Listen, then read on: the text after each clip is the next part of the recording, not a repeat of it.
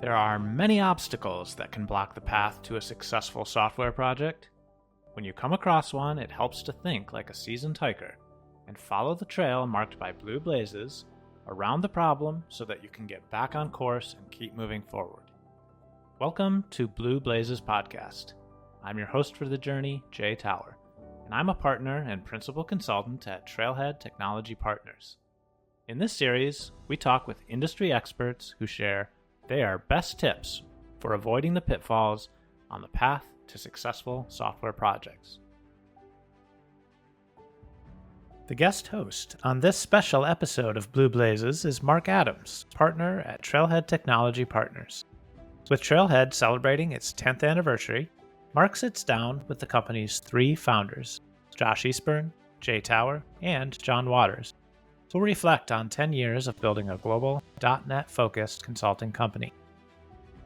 From the early days of taking a leap of faith to building what Trailhead is today, they share the story behind Trailhead's founding, the evolution of its values and the Trailhead process, and how their team continues to innovate with AI, cloud, and modern software practices. If you've ever wondered what it takes to build a lasting technology company, you don't want to miss this conversation. Welcome to the Blue Blazes podcast. I am your guest host for today, Mark Adams. I am a partner at Trailhead Technology Partners, and Trailhead is celebrating its 10th anniversary of being in business. And as part of that, we thought we would do a special episode of the podcast today. And so I am joined by the founding partners of Trailhead. I have with me John Waters, Josh Eastburn, and of course, your regular host, Jay Tower. So we're going to be talking today about reflecting on, the last 10 years of Trailhead and some of the things that we've seen during that process. And, hopefully will help us inform a little bit of what to do next as we look towards the next 10 years. But starting with that, with a set of founders on the line, a natural starting point for this conversation is talking about the founding of Trailhead. So Jay, what can you tell us about what led up to Trailhead becoming a thing? Jay here. Just a quick break in the conversation to share how Trailhead can help you tackle your toughest business challenges. When you're navigating uncharted technology terrain, Trailhead creates custom software solutions that put you back on the path to success. Ready for the next step? Get started with an expert consultation at trailheadtechnology.com/offer. That's trailheadtechnology.com/offer. Now back to the conversation. Yeah.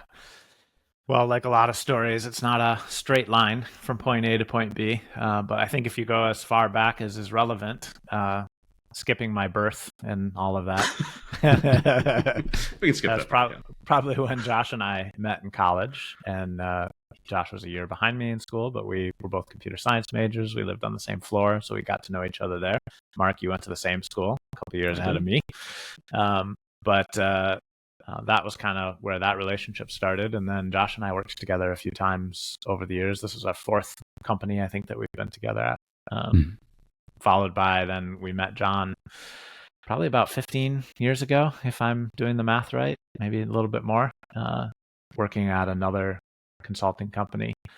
And towards the end of that time at that consulting company, I had started kind of thinking about what would make me really excited to get out of bed in the morning. Josh and I actually went on a hiking trip, which is perfectly on brand for Trailhead. Yeah. And as we were kind of cleaning up, getting the mud off of all of our gear and whatnot, I was imagining, what would make Monday really exciting is if Josh and John and I were all working at a company together that we had founded. And I think I mentioned it offhandedly to Josh at that moment, but there's nothing to do about it. Maybe 6 months later, something like that, I had a dinner with John in Long Beach, California, and mentioned it to him. And then it seemed like at the time it wasn't possible at the moment. Like we all had other things going on and the timing wasn't right. And then weirdly, 3 months later, the timing started to work out. John and I kind of started right away, and then Josh joined us shortly after that. Any other gentlemen remember about that time? Yeah, I remember that that Long Beach meeting, dinner. I think too, we we found even in our previous work together that we wanted more than what that company was kind of thinking. And I think what we realized we wanted was to create a company that kind of had a purpose and a vision and kind of more than just we're consulting and we're kind of working on projects and we're billing hours, but like an entity that was durable and that we could kind of feel excited about working for and have long-term plans. Yeah, I know certainly with any new company as well, especially how I'm wired, like, what is the exact plan? Like, what is the chances of success and, step by step. And, obviously there's always uncertainty. And I know one thing that certainly locked it in for me was the combination of Jay and John, working with them like that, regardless of, not knowing exactly how things are going to work out, like knowing that these were the people that I would like to give this a shot with, and certainly would enjoy working with for the rest of my life was the goal there.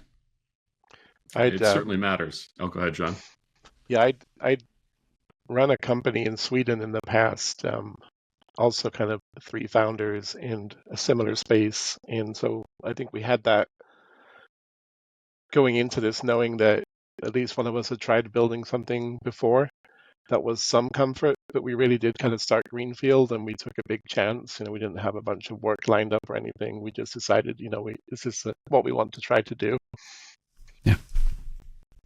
Yeah, well, it certainly matters who you're on the journey with. So it makes a lot of sense to me, and certainly glad that you guys, made the decision to move forward with that. Looking back at 2015, we're interested to hear a little bit more too about what was the type of challenges that you were seeing that our clients were facing at that time, and how does that compare to the sorts of things that you're seeing today?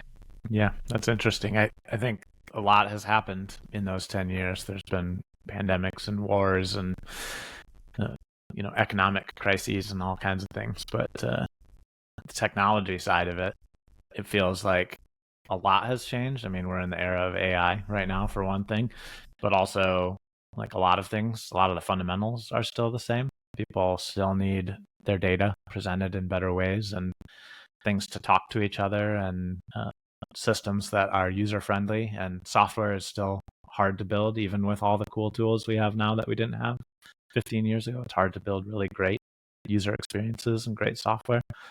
So I feel like it's like a mix. It's a different world, but also some of the basic things haven't changed. What has changed a lot is kind of the fact now, after 10 years, that we have a track record.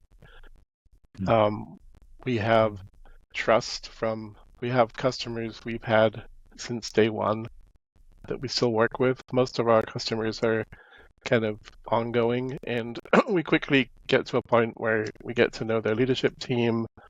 We become part of their extended team.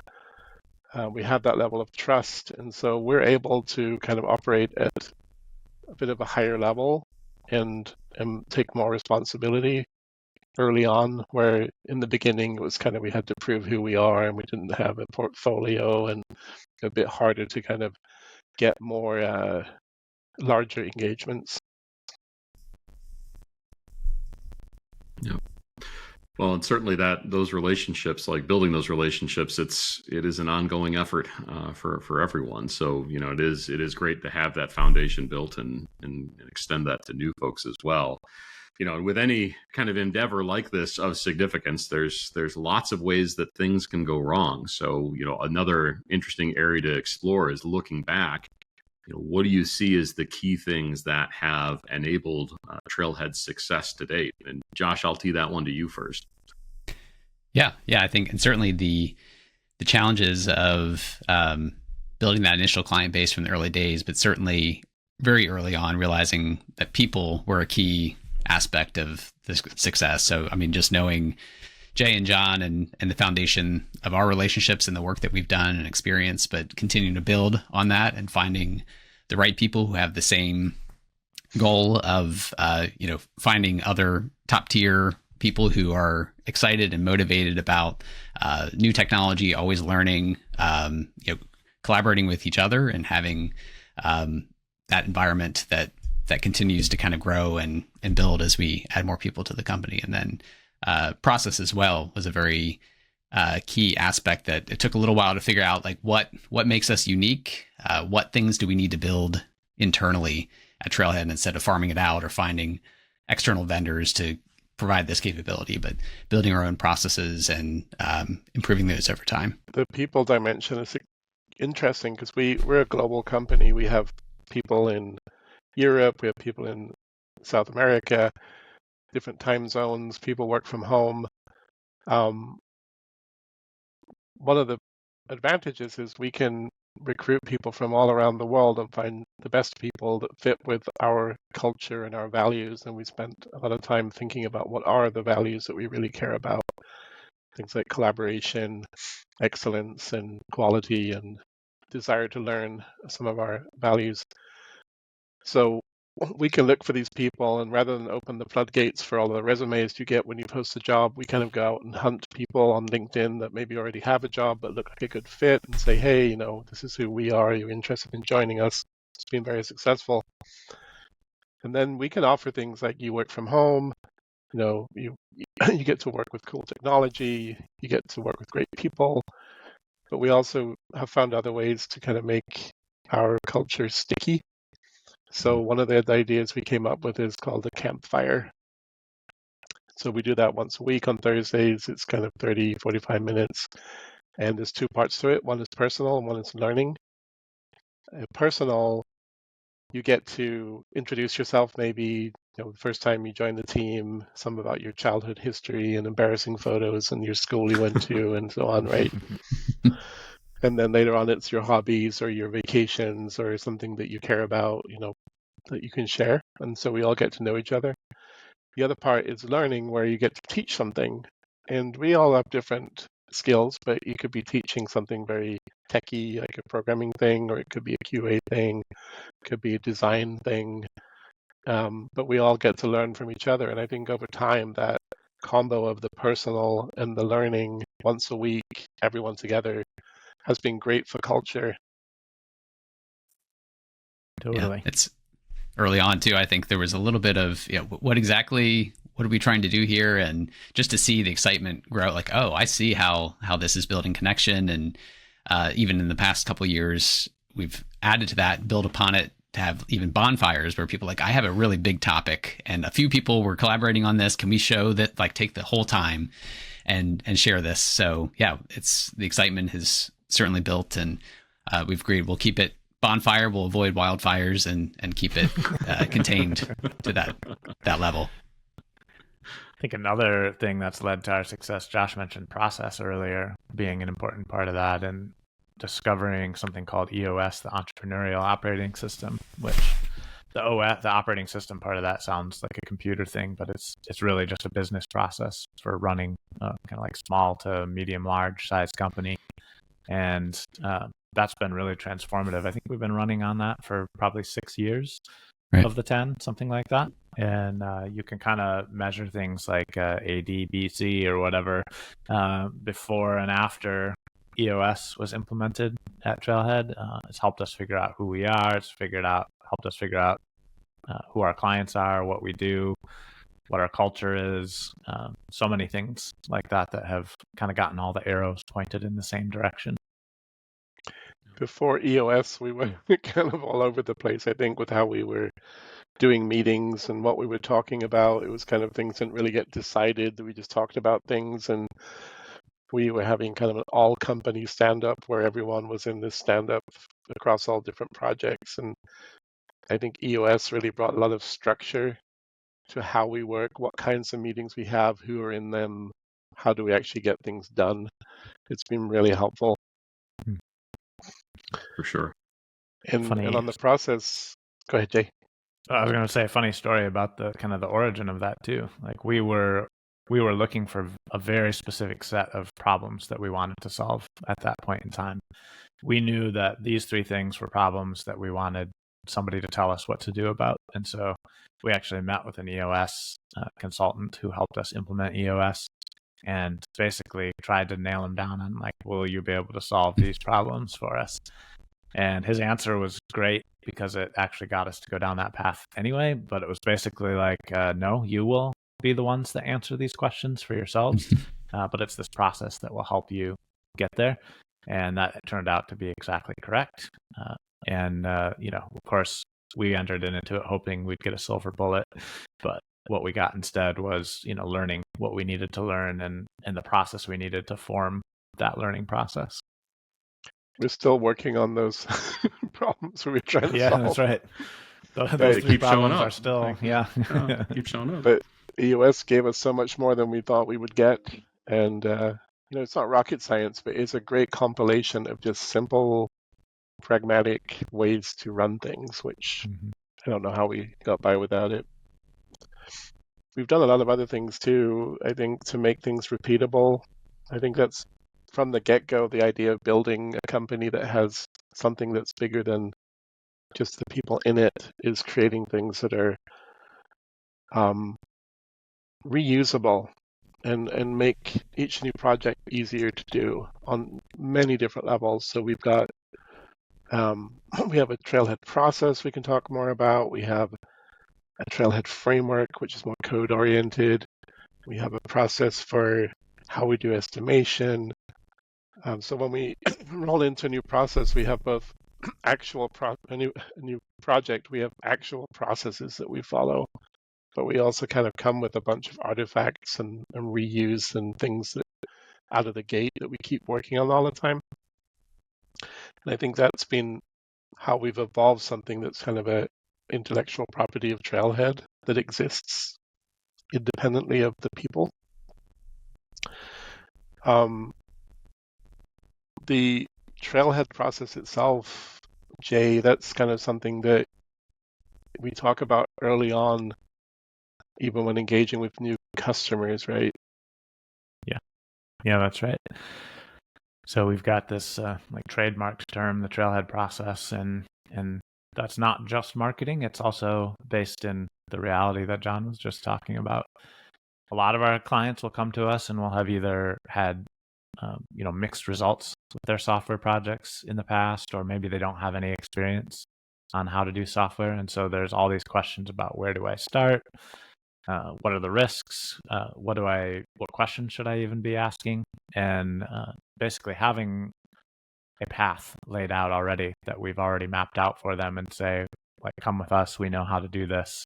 And that's part of where this analogy of the name Trailhead comes from, is we already have this path laid out for you. So let us lead you down that path and help you find your way safely, hopefully.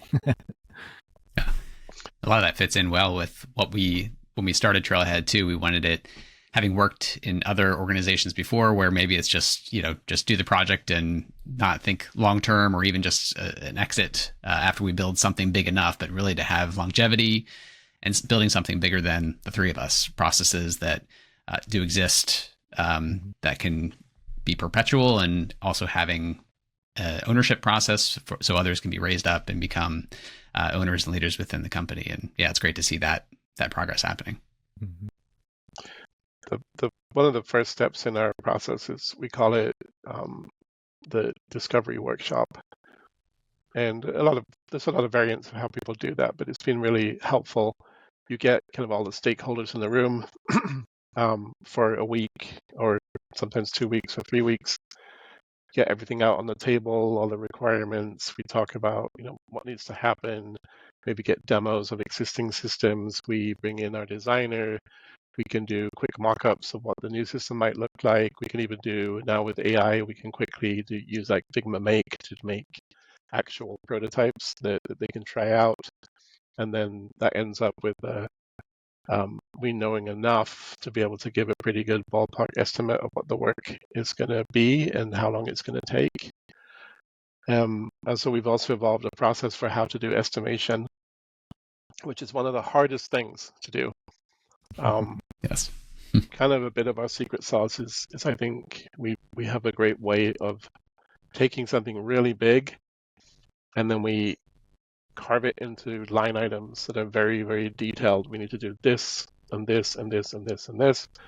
For each of those things, we have input from many of the people that will be doing the actual work on how long do they think it will take, almost like a mini little poker planning. And we get a range from kind of happy path and not so happy path.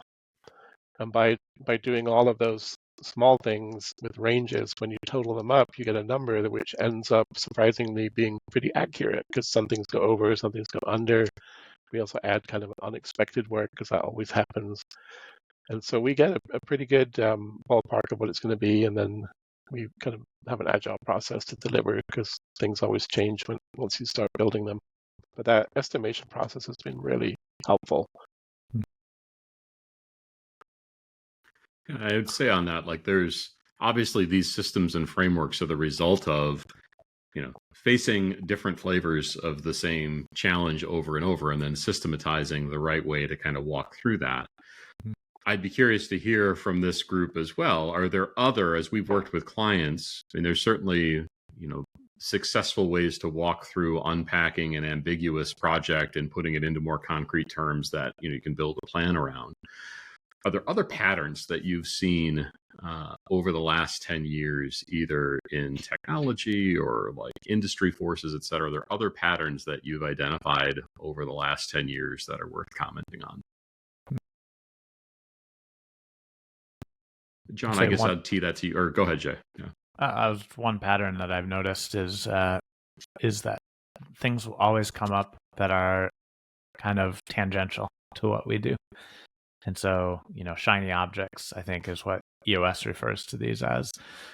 Distractions is another word for it. And figuring out early on who we are and what we do, those are really key things that help us make those decisions. And still, those shiny objects are sometimes complicated decisions. It's, maybe it could go this way and that would be good, or maybe it could go that way and then it would be bad.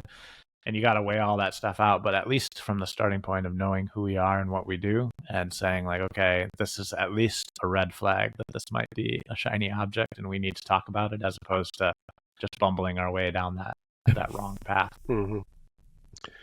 Yeah, and also what's surprising is how similar things are, because from our client's perspective, each project is unique, and what we do is custom, like business software for clients that haven't been able to find something off the shelf. So they have what they perceive as a unique thing, and it is unique from a business perspective.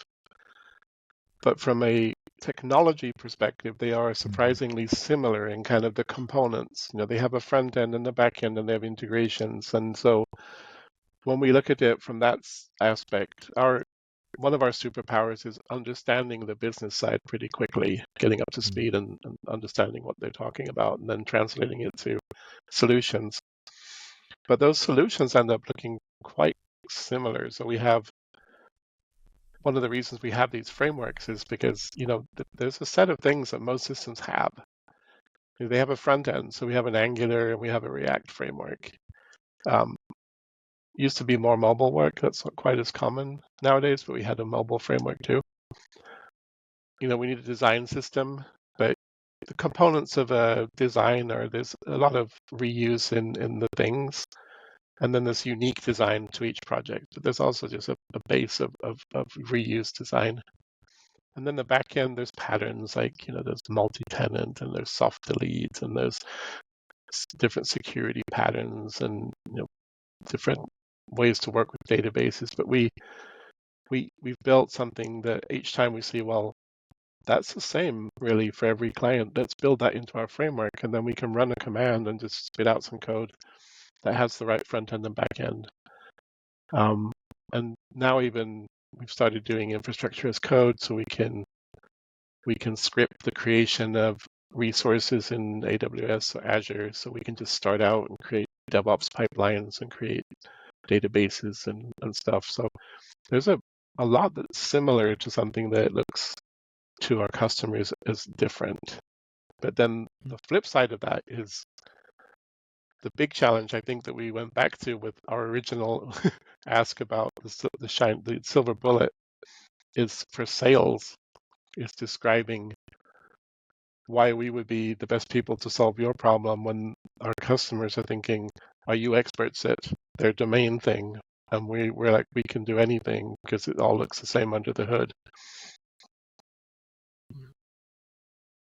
Yeah, agreed. Well, I guess a lot has happened over the last 10 years, lots of different experiences. I would love to transition into hearing a little bit more about like kind of favorite story from the last 10 years from each of you. John, maybe I'll tee that one to you first. Yeah, I think it's really nice. I think we've been very fortunate with our customers. Maybe because we focus so much on our values, but we end up having a great relationship with them, and it's sticky. It's in our name, technology partners. We're looking to be long-term partners. And sometimes that becomes more than just work. And one of my favorites is one customer where we actually went to Germany to do some work and ended up going to Oktoberfest together and had a great time there. Some interesting discovery, I'm sure, at Oktoberfest. That Tough was job, quite but the someone had to do discovery workshop. We discovered a lot in that workshop. That's right. Yeah, similar theme for me. And I think it is more of a big picture thing, but just realizing the amount of trust that we build with clients, and usually, or some projects might just be even a small thing that we start with, and that often grows into much larger scale projects and more embedded with the organization and higher level conversations. So even just seeing that evolution with our client base, where we're being brought in to help them sell products to their customers, and they have that trust that we can come up with help them build these concepts together, and they have the confidence that we can build it. And just seeing that relationship has been really rewarding, and I've enjoyed that. Yeah, I think for me, my favorite stories are the people ones. It's fundamentally software is a people thing. It's for people and it's built by people. Even though everyone's talking about AI these days, it's still for people. Having this great team that is creating great things, even sometimes while I'm sleeping, because of time zones. Not like I sleep during the day, but and then also getting to meet those people and not just work with them, but like getting to do things socially with them. Like John mentioned earlier, we have people all over the world, and sometimes I get a chance to travel around the world, whether it's for a client thing or speaking at a conference. This past spring, I got to go to Poland and got to meet a few team members there for the first time, not in a square on my computer screen, but in real life, and share a meal with them. And that was really cool and really special. Fun when you meet some of these people in real life and you now realize if they're tall or short. It's impossible to know until you actually... height is one thing you can't gauge. Yeah, that's true. Remotely. Yeah, and with all these people, with our campfires, people sharing stories, you also get to just have a lot of great stories you hear from people's, it could be fun stories, but there's also been, with the war in Ukraine, there's been some pretty crazy things happening too, and hearing about that is also pretty amazing. Yeah, for sure.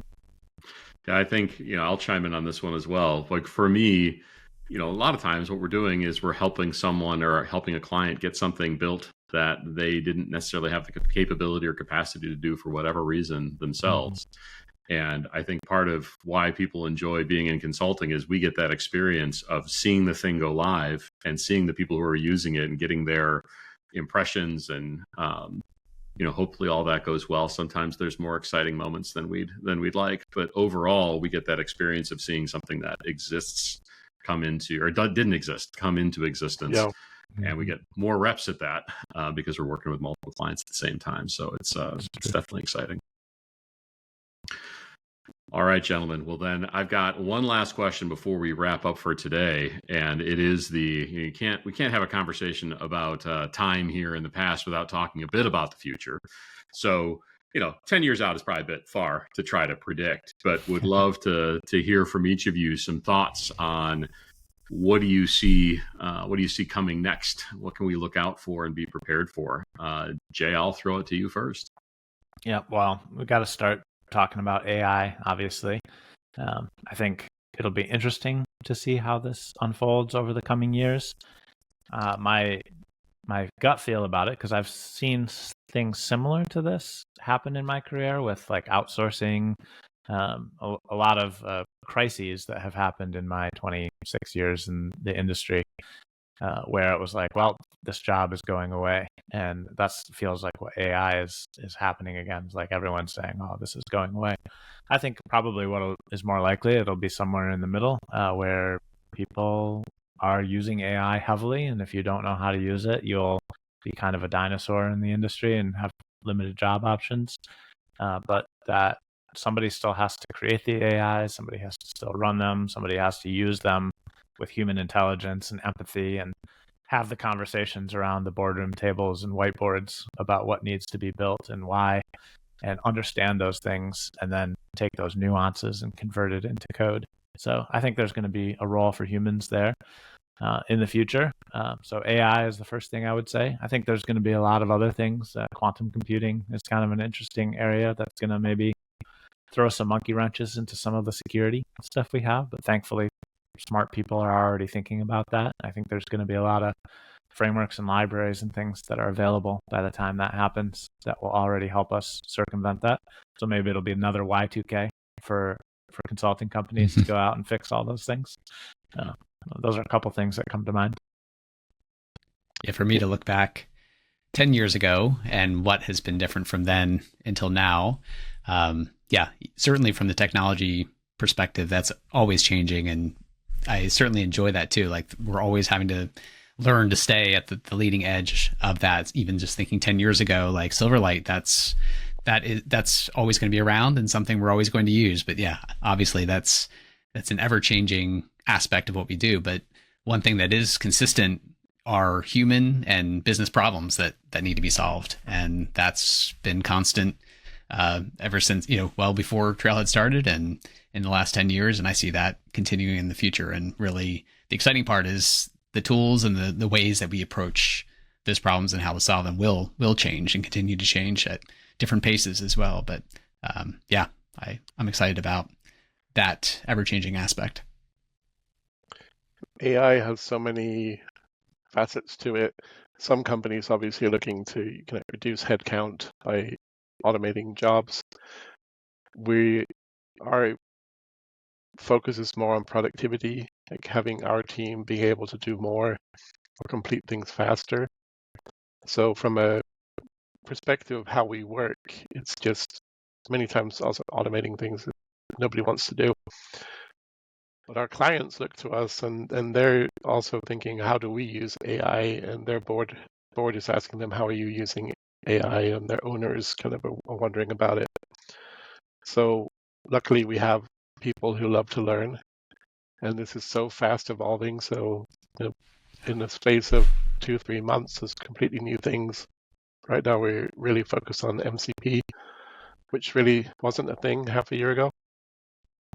But we try to help our customers use AI pragmatically in their businesses to solve different problems, from image classification to chatbots and so on. So it's actually really fun to work in that space and help our clients do real things with AI and just not talk about it. Yeah, I completely agree with what's been said so far. I mean, there's definitely a mindset of understanding change is coming, and it's the only thing we can really count on. So embracing that and helping other people navigate that change as well is really the best we can do, knowing that it's going to be an adventure. So, gentlemen, I appreciate all the comments and insights from today. I think great episode. We probably should wrap it up here. Thanks again for joining, and we'll see you on the next episode. Thanks for hosting, Mark. Yeah, thanks, Mark. Oh, very welcome. Here's to 10 more. Here's to 10 more, exactly. Thanks, everyone. That's the end of this Blue Blazes podcast. If you're interested in hearing more conversations like this one, with industry experts focused on how to make software projects more predictably successful, make sure to subscribe. Trailhead can be found online at trailheadtechnology.com, on Twitter, LinkedIn, and Facebook. Until next time, thanks for listening.